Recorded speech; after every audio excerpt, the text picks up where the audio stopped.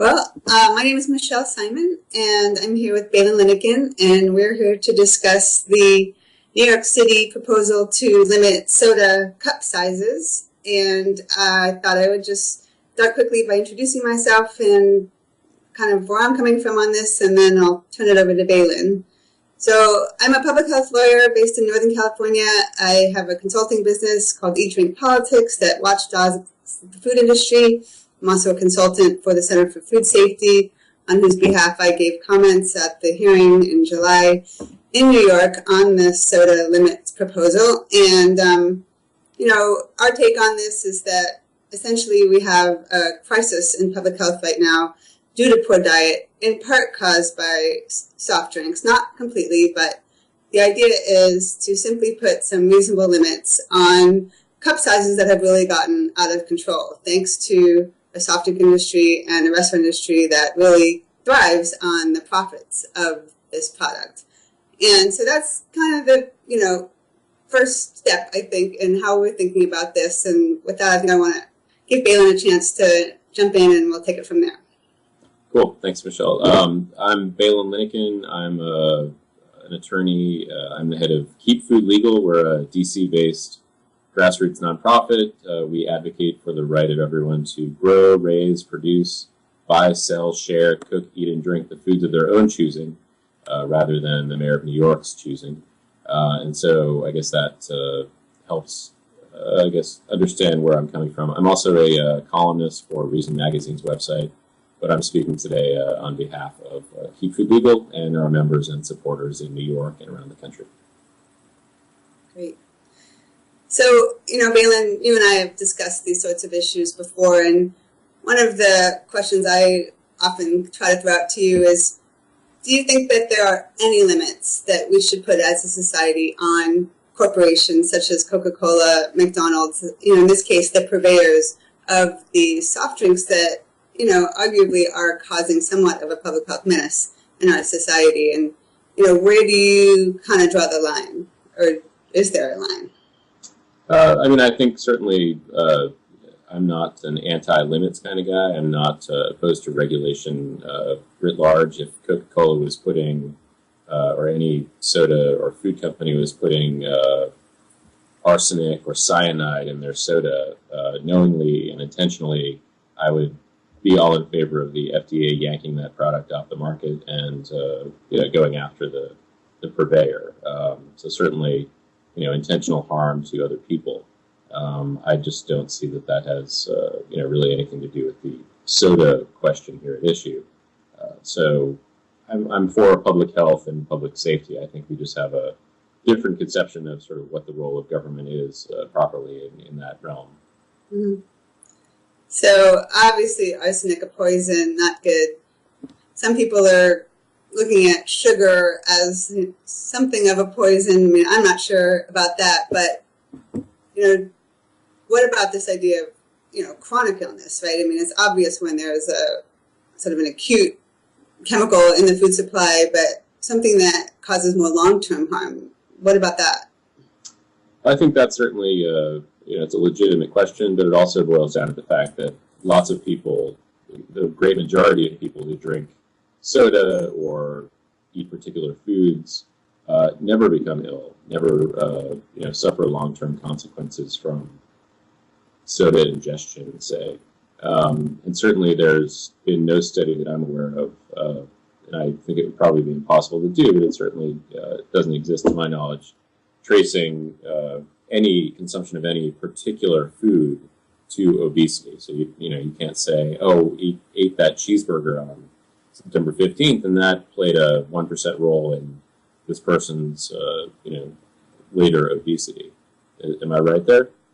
Well, I think there would be some scientific debate on that one. I know that there have been studies to show a connection between soft drinks and obesity, and that's why so many professionals in public health are calling attention to soft drinks specifically, and that it's true that the food supply is complex, and obviously people's eating habits are complex, as are lifestyle habits in general, but there is actual evidence to show a connection between soda drinking and obesity and sugary soft drinks more broadly.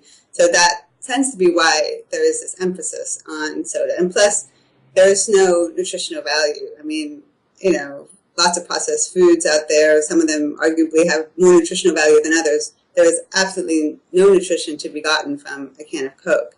And so I think the idea is if we're going to start somewhere, if we're going to single out any particular category, why not start with something that we do have some scientific evidence to show that there's a problem and, really provides no nutrition whatsoever. Well, I'm not a nutritionist, but soda is something like 95% of water, which every person needs, and caffeine, like any other substance, in excess can be harmful, but actually in small doses, as I understand it, is really good for me. I wake up and have coffee every morning, and that's a mixture of water and caffeine and some other little alkaloids and whatnot. But the question I think here is not whether we should ban soda. I think that's not. Certainly, we shouldn't. But I think the question should be more, what sort of rights people have when it comes to making their own choices versus a public health community that, at least in my opinion, in this regard, is sort of throwing up some ideas against the wall and hoping they stick, but not really having evidence that the solution will do anything to rectify the harm. So rights, that's an interesting concept. I know that's one you feel strongly about, and I want to kind of dig a little bit deeper there, because I hear a lot about people's rights to a Big Mac or, a 40-ounce soda. I know you think there is an actual right. I always joke about how there's no right in the Constitution to a Big Mac, but you actually think there is. Is that true? Yeah, you say in your book, Appetite for Profit. I'll plug it here as something that I disagree with, but that I've read. But you say in your book that there is no constitutional right to eat a Big Mac, and certainly there's no enumerated right. I definitely agree with you. The words "big" and Mac, neither one appears in the Constitution. But I also believe that the Ninth Amendment and other portions of the Bill of Rights certainly indicate what Professor Randy Barnett would call a presumption of liberty in favor of someone's right to consume that Big Mac, or in favor of McDonald's or any other food purveyor to sell a particular food absent some sort of overwhelming public health or public safety hazard. I don't think that's been demonstrated with Big Macs, with soda. And I extend this to food sold at farmers markets, from food trucks. It's those other foods, and we can maybe talk about that later, are also under attack in various places. And I think sort of across the board, in the same way that the First Amendment doesn't say, this speech is fine and that speech isn't. It doesn't really distinguish between sort of quality of speech. I think that this concept of food freedom is one that doesn't say you should eat this and you shouldn't eat this, or you can eat this and you can't eat this, but leave it up to people to make their own choices. So when I think about rights, I tend to think about individual rights. And it's interesting to me that you threw in McDonald's there. So just correct me if I'm misinterpreting what you're saying, basically that the rights of McDonald's are equivalent to the right of you and me? I think that McDonald's has an economic liberty interest that they have as a business that's licensed by the states or states they operate in, has a right to sell products that are non-fatal to people. And I think that certainly, McDonald's has, and its individual persons who are franchisees, who are employees, certainly have rights. They don't lose the rights, certainly, by simply gainful employment. Okay. Well, I guess I would differ and say I think we need to draw an important distinction in society between individuals, which I agree certainly have rights, and corporations, because corporations are a legal fiction. They're not people. They were never meant to be completely protected by the Constitution the way individuals were. It's only become, misinterpretation, in my opinion, of the Constitution that corporations have been giving similar rights to people. And, when it comes to soda, I mean, I think the corporations have taken away the rights of those of us who would like a reasonably sized beverage. So if I happen to find myself for whatever reason at a McDonald's or a movie theater and I want, say, a 12-ounce beverage, I can't even get one. So what about the right of me as a consumer that wants a small beverage? That right has been taken away by the powers that be that would rather sell me a larger beverage. I'll circle back to that question in a second, but I want to point out, Eat Drink Politics, your corporation, I guess. It's a consulting business. Is it incorporated? It is a sole proprietorship. Sole proprietorship. Okay, well, Keep Food Legal is a nonprofit, hence a corporation. New York University is, a nonprofit, 501c3 that exists as it's incorporated. Lots of groups that aren't expressly mentioned in the First Amendment have First Amendment rights, and they're corporations. They're essentially the New York Times. That's press freedom certainly is explicitly mentioned. But NYU, my other example, there's no sort of academic freedom within the Constitution, but I don't think you'd seriously argue that because people work at a university, they somehow have rights that aren't protected by the Constitution. So I think that a lot of times people sort of look at food somehow differently. And typically it's when they don't like that particular food or think that food has some sort of nefarious effect. So I think that the Constitution is, and especially the Bill of Rights, protects a much broader range of corporations than most most critics, I guess, these days would argue. And as to your second point about sort of your right to consume a particular size soda, when was the last time you went to a fast food restaurant to buy a soda? Well, no, to buy a soda has probably been a really long time. But I do know there are people out there that would like the option of buying a smaller soda. So I'm not just speaking on my own behalf.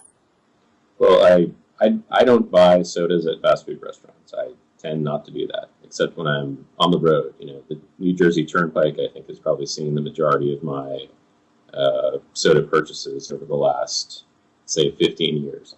But say I did, I'm assuming that I could go up to the McDonald's up the street from me. And I don't mean to keep invoking McDonald's. I could say Burger King or whatnot. But they have kid-sized sodas. They have smaller sodas. They also, I believe, they're fast, or self-serve rather. You can fill the cup up often as much as you'd like. And frankly, like in New York City, there's a 16-ounce. This is an iced tea here. I have a mug that's 1 pint, 16 ounces. The 16-ounce ban essentially on larger cup sizes in New York City. People put ice in their soda, so really it ends up being something closer to a 10-ounce soda, which frankly is what a lot of advocates, and I think you may have pointed this out too, have noted that in the 1950s, 60s, that was closer to the cup size. So, I certainly, you can drink less soda. No one forces you to drink an entire cup of soda. If you go buy a big gulp, you can actually drink 6 ounces of that big gulp and pour out the other 168 ounces or whatever else is in it. Except I've paid for the whole thing. That's right. True. You can share it with a friend. And that's what makes a meal particularly happy, is when you can share the fries with your friends or the apple slices with your friends. Yeah, I don't think that's what the industry has in mind, but you're right, that is one solution. Just to respond to something you said earlier about the First Amendment, of course I agree that we want more than just individuals to have freedom of speech. However, I do think it's important to distinguish between a type of free speech that really is protected for the New York Times and universities, which is really political speech, and what the Supreme Court has recognized in terms of advertising, which is a lesser form of free speech called commercial speech. And so even the Supreme Court has said, we're not going to give First Amendment protection at the same level that we do political speech. We're going to look at advertising in this sort of lesser realm of commercial speech. And yet, even there, in my opinion, it's been given too much protection. And so, the question is, there is supposed to be a balancing act, and there is this idea of government does have an interest in protecting the public, and yet if you look at certainly the recent Supreme Court decisions around advertising, we had a lower court decision recently around tobacco advertising that struck down the FDA's attempt to put graphic warnings on tobacco packages. And, it's troubling because here we have, still public health crisis due to smoking, and the government can't put actual effective warning labels, which we know from other countries that have such graphic warning labels, that those are much more effective than just the little, black and white words that we have now. And yet, because of this, commercial speech, free speech protection of advertising, the government can't protect people from smoking. And that seems not what, if we were to ask the framers of the Constitution, that they would have had in mind. What are your thoughts on that? You sound like Mayor Bloomberg there, sort of divining the intent of the framers. I don't really have an opinion about tobacco advertising. That's not an area that I deal with professionally or in any other capacity. But your point about Mayor Bloomberg, or about what the framers might think, I think is an important one, because as I wrote in the comments that I submitted to New York City on behalf of Keep Food Legal back in, what was it, June, I guess, when we were up in July. That we actually know what the founders thought, at least the two most important ones in my mind, Madison and Jefferson, the authors of the Declaration of Independence and the Bill of Rights. We know what they thought about food bans, and they were both explicitly opposed to them. Madison wrote 2 letters to Jefferson about some proposals that Patrick Henry had introduced in the Virginia legislature to ban particular meats and cheeses and liquor that were imported. And he, sort of in a colonial way, went off on Patrick Henry in this letter to Jefferson, which actually 2 letters, pretty remarkable. He called it one of several, quote, mad freaks that the Virginia legislature had been on. He said it was beyond despotic, I'm quoting there. He said it was beyond the authority of any state, local, or federal government. So certainly, Madison was opposed. And then Jefferson, in his famous notes in the state of Virginia, he wrote about freedom of religion, and he actually talked about food freedom and medical freedom in that same paragraph. He said that France, which had, while he was in France, banned the potato as an article of food, that was ridiculous, and that truth can stand by itself, I'm quoting there. And that, who would we make our inquisitors, these fallible men? Fallible men essentially are the exact same people, and I believe there are some fallible women on the New York City Department of Health board, although I guess the vote's tomorrow, so if there's any chance that they would like to prove that they're not fallible, I urge them to vote against rather than rubber stamping tomorrow. But, I think Mayor Bloomberg and you here, I guess, invoke the founders, the framers, but I'm not sure what sort of support you're offering, and certainly Mayor Bloomberg didn't offer any when it comes to either advertising or just food bans in general. Mm-hmm. Yeah, well, things have changed a lot since that time, and you're right, I did invoke the framers, so fair enough for you to give us that analysis. I do think we live in a very different time, right? And, really we've gone from a time when corporations had a very limited role to them becoming these globalized, powerful entities that have really essentially taken over our political system. And so I think we really have to ask the question, what is the role of government to help strike some balance? Obviously corporations aren't going to go away, but we are in a situation, we're in a public health crisis, right? We're struggling with a healthcare system that is buckling under the unbelievable burden of people who are suffering, and of course the incredible costs of that public health crisis. And so, to just say, well, we have this food freedom, it sounds very nice and theoretical, and I'm sure it was lovely in the day of the founding fathers, but unfortunately we live in a very different time now. And so the way I look at it is, the government can't just have this hands-off approach, because that's clearly not working. In fact, it's the opposite of a hands-off approach. And I know you and I agree on some things about, the role of government is actually perpetuating a lot of these problems with subsidies and so forth. And so,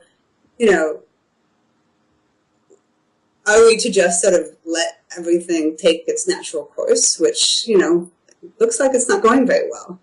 So I guess, I throw it back to you again, like, what are the limits? What is the role? What is the proper role of government in helping to strike some kind of balance, to not have this crisis just spiral out of control? Well, I think that, I guess I'll lead by noting that we do agree. I think certainly in the area of subsidies that, the government has skewed our food choices with our tax dollars and encouraged farmers to grow way more, for example, corn, than people would ever typically eat, and that's been turned into high fructose corn syrup, which is a cheaper substitute for sugar. A lot of the research says that it's no different, and groups like the Center for Science and the Public Interest will say the effect on the body of sugar is the same as the effect of high fructose corn syrup, and so they're opposed to soda sort of writ large. So there's the issue of subsidies. There's the issue of corporations, and I think you alluded to this when you said that the more regulations we've had, sort of the worse things have become. Am I, No, I've said that the current hands-off approach, which I'm not sure is a hands-off approach, it's really more of a government, propping up industry, is not going so well. Yeah, so, we agree there.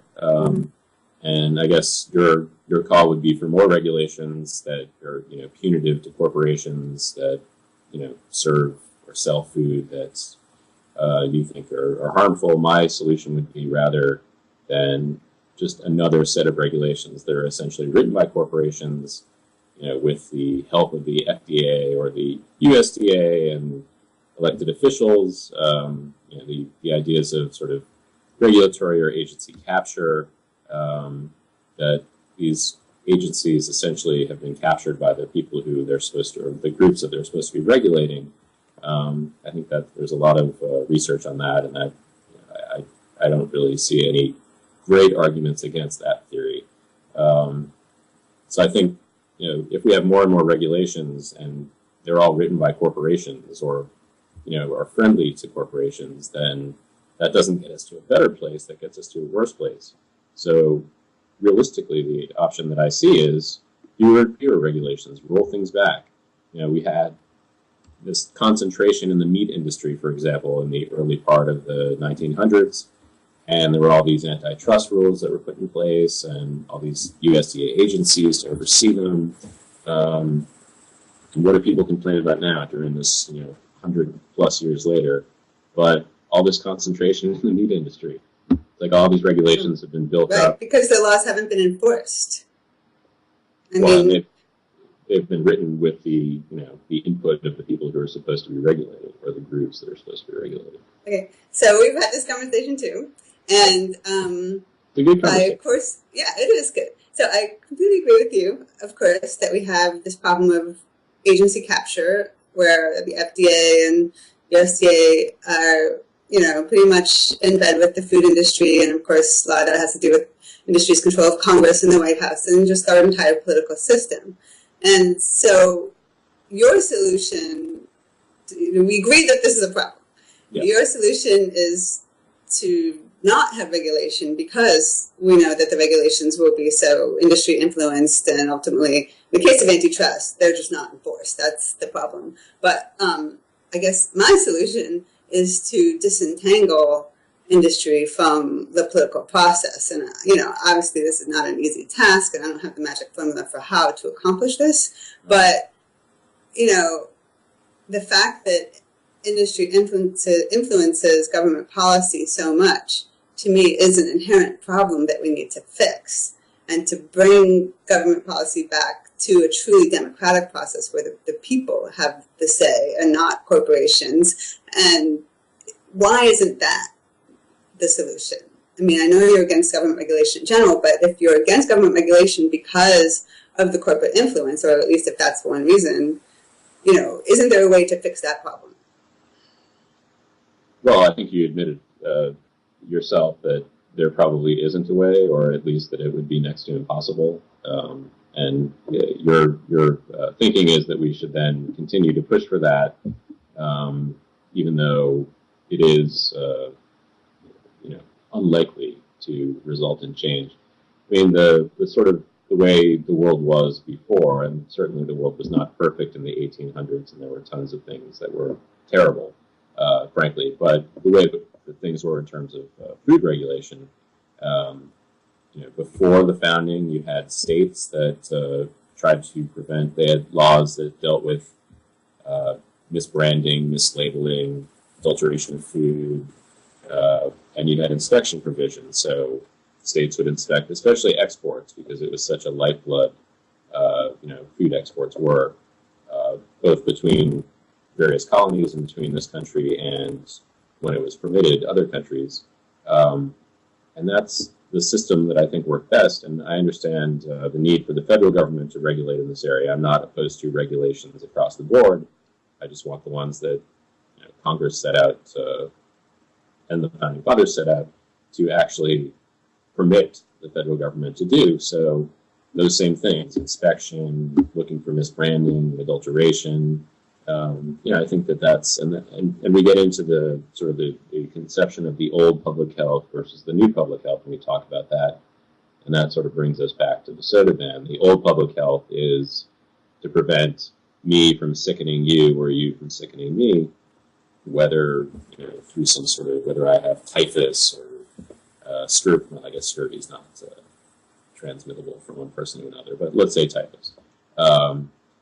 That was the old public health, and the government wasn't always great at it.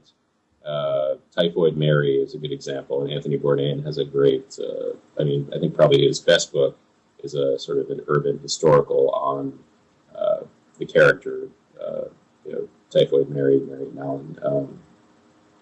And the New York City Public Health Department was sort of the star of that book, the same agency, the Department of Health and Mental Hygiene that we're talking about today. The troubling name, mental hygiene. But I think the government's role is to do things like keep poison out of our food, keep me from sickening you or you from sickening me, and that's what public health meant for the first 200 years. And I think more recently it's turned into things like limiting the size of soda or banning trans fats, whatnot.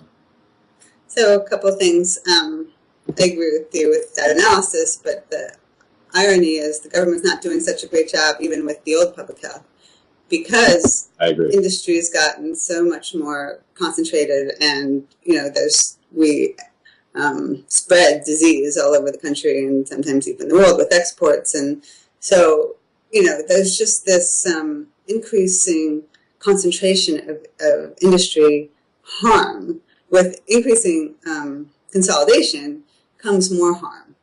And then with our industrialized food system, which, let's talk about the listeria outbreak in Cantaloupe last year, which killed over 30 people. This was from a farm in Colorado, which then, spread its disease all over the country. 25 states, I think, were affected, and over 30 people died. So something is even wrong with the old public health. So there's that problem. And then, I'm not sure why you so easily dismiss the new public health as being that different. So, again, thinking about acute illness as being one interest that the government has in preventing, I don't see any difference between that and heart disease. If yesterday we were more concerned about pathogens, and again, we still have to be very concerned about pathogens. We haven't fixed that problem. And today we need to be just as concerned about heart disease, diabetes, which is, killing more Americans probably than the acute illnesses. Why the distinction? I think it makes a lot of sense when you look at it. There's, direct transmission of disease from person A to person B, or from food X to person B, versus something that people have control over, which is choice. And do we really want government to tell us? I mean, perhaps you would say yes, exactly what we should eat and how long we should exercise, and what time we should go to sleep, and who our sexual partner should be. I mean, these are all things that either the new public health has dealt with or could deal with in varying degrees of enforcement, and all those things have a genuine impact on our public health, but on our individual health. But it's not the role of government to tell me what time to go to sleep. Mm-hmm. So the distinction for you is lifestyle choices, that because chronic diseases lend themselves to these sorts of lifestyle decisions, you don't want the government telling you how to live your life. And I agree with that. And then that takes us back to our previous analysis, which for me, I don't want the government telling me what to do either, or anyone else. I do think the government has a role in trying to prevent and control this epidemic of chronic disease by putting reasonable limits on what corporations can do and what McDonald's and Coca-Cola can do. And so just like, the FDA should have better controls over, should have prevented in some way with better controls over that Colorado farm that spread listeria all over the country and killed over 30 people. Similarly, our government needs to put some kind of preventive measures over corporations that are spreading heart disease and diabetes. And so to me, it's just obvious that there's no distinction. You, I think, want to sort of equate that with telling the individuals how to behave. And I see it as more of regulating the corporate environment, the business environment, in a way to help prevent disease. I guess let's talk about that in the context of the New York City. I refer to it as a soda ban. I think you call it a limit on cup size or something more quaint. But to me, it's a ban. It's if you want to sell a 17-ounce cup, you can't. So it's a ban. It's not a blanket soda ban, but it's certainly a ban. So in the context of that, say you have a person in New York City, and their age doesn't matter, their income level, their gender, nothing really, no characteristics of that person really matter. It's suffice to say they're the archetypal New Yorker. Mayor Bloomberg's soda ban, rubber stamped by the health department tomorrow, goes into effect. What's the immediate and long-term impact on that particular person's health as a result of this cup ban? Like, how much weight are they going to lose on average over 1 year, 5 years? And if you don't have answers, that's fine. I don't expect you do. And I'm not blaming you for the ban, although you do support it. But I'm just wondering, what is, the realistic implication of this ban on public health? What is the actual impact? Well, I could put the same question to the type of regulation that you say you support, which is against, pathogens or more acute illness. So New York City also regulates food safety, and they presumably have controls in place in every food restaurant establishment and so forth to prevent the spread of E. coli and other pathogens. And what is the impact of that on the average New Yorker that walks into a restaurant? And, we do things in public health as a broad population-based preventive measure in hopes and expectation that we will eventually affect people's health. We're not always able to point to the individual, hardly ever able to point to the individual whose life was saved or who's, able to avoid a chronic illness. That's the nature of population-based policy, that we apply it broad-based, whether it's for preventing acute illness from a pathogen or from a chronic disease like diabetes.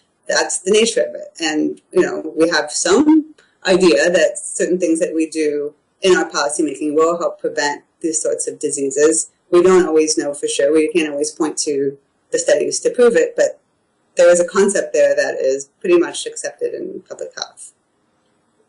You probably don't like that answer. No, it's that's your answer. I actually do like the answer because it points. You use the word hope in there, and I do think it's like many new public health measures, it's an aspirational measure that really doesn't mesh with reality. There's How do you know? I mean, aren't there some things that we can do from a common sense approach? Do we need, this goes to this whole issue that we need, 1,000 sort of gold standard scientific studies to prove that any particular policy approach will work. I mean, if we were to wait for that much science, many people will be suffering as a result. I feel like, we need to take some measures in an environment where we can't do the control study in New York City, to put half the population on the regular, current situation with soda sizes and the other half the population on the 16 ounces and then study it, right? I mean, so we do things not in hopes, but based on common sense and again, the previous science that shows us there is a connection between drinking soft drinks and obesity and other health problems, and say, okay, what can we do that there are all kinds of constraints, right? There's just so much a local jurisdiction can do. There's all kinds of factors that go into decision making around policy. But this notion that we need to be absolutely sure that we need to prove whatever policy that we want to put into place ahead of time, to me seems unreasonable and handcuffing us from doing anything.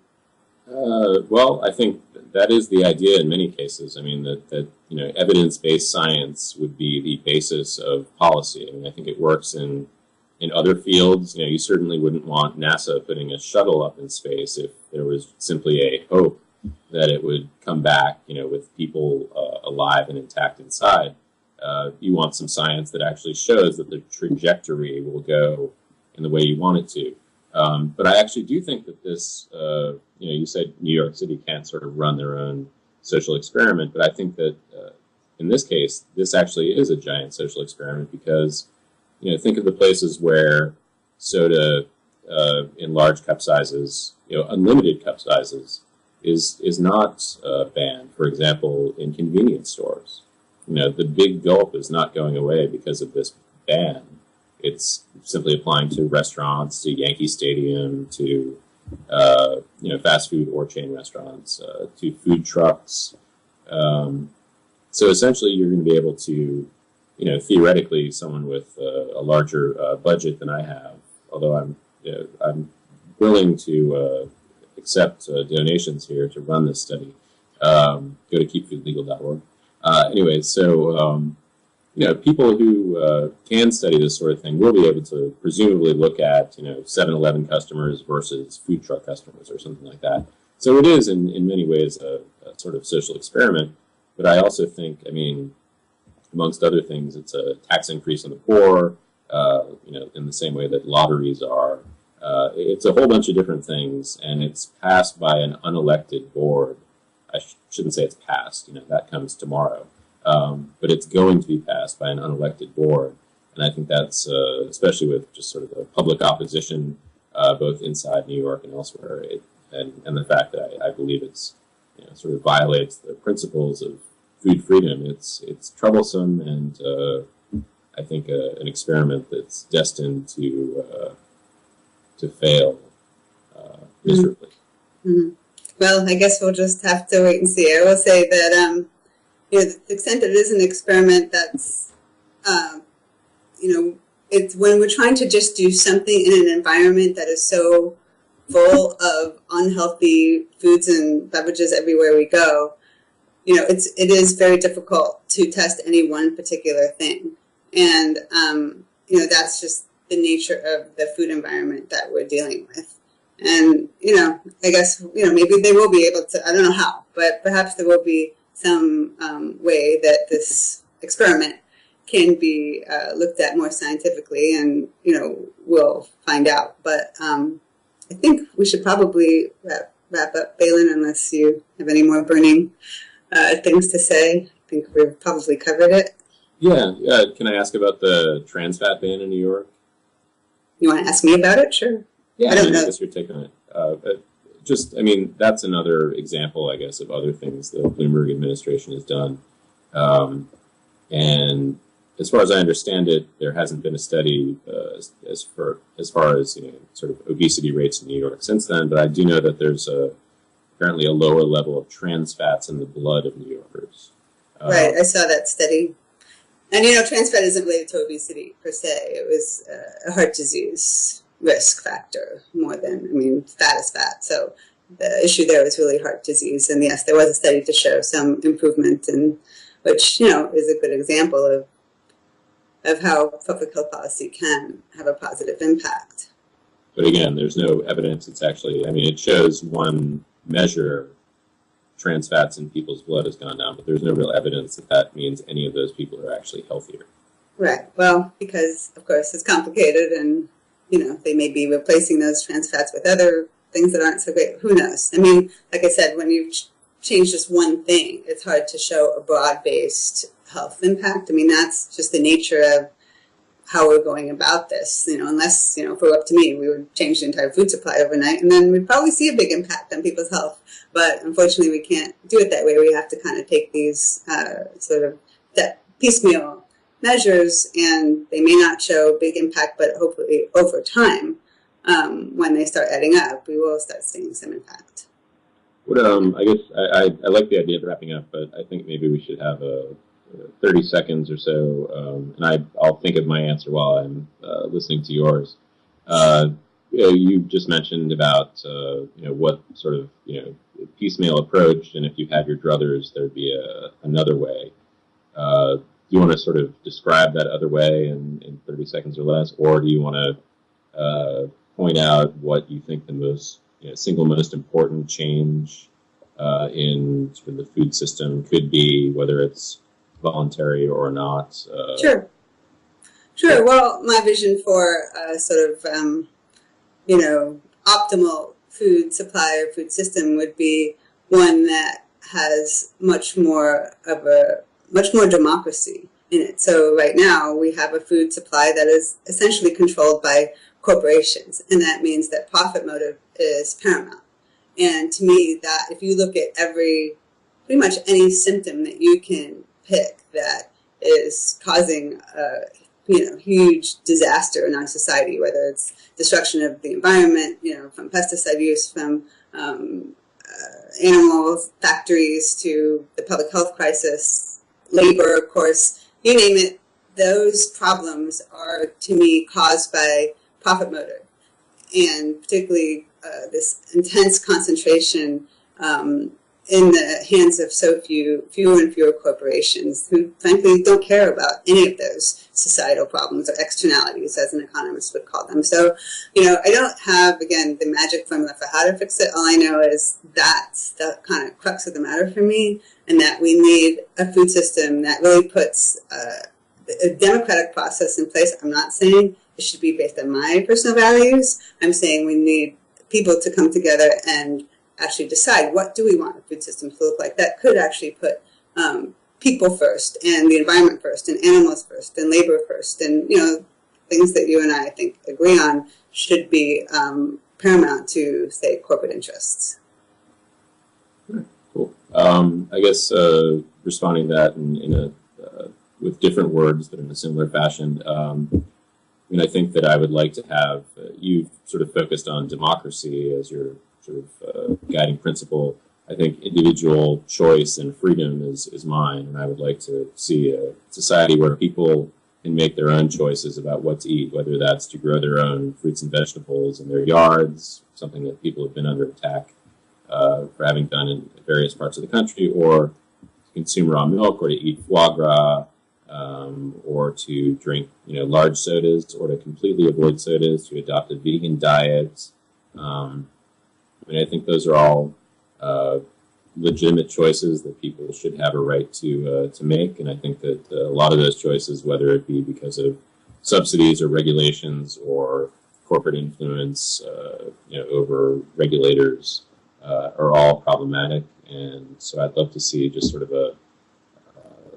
if not a return, sort of a lessening of other people's meddling in individual choices, and a return of what really is sort of the basis of freedom, which is the right to make decisions about what you put in your own body.